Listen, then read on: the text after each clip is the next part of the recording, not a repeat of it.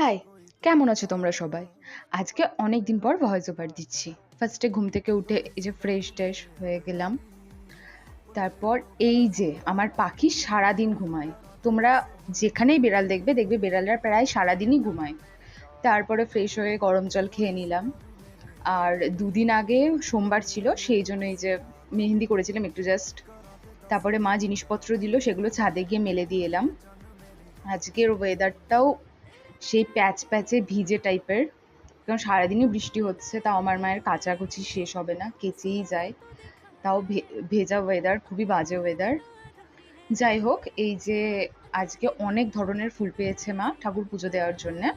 এই যে হলো আমার পাখি, ওর জন্য ঘরে মানে কোনো ফুলদানি থেকে শুরু করে ফুল কিচ্ছু রাখা যাবে না, সব নিয়ে খেলতে শুরু করে দেবে, ছিঁড়ে ছুঁড়ে একাকার করে দেবে। তারপরে এই যে আমার চিনি, লাট সাহেব, যাকে বলে মহারাজ আসছেন। Okay bye.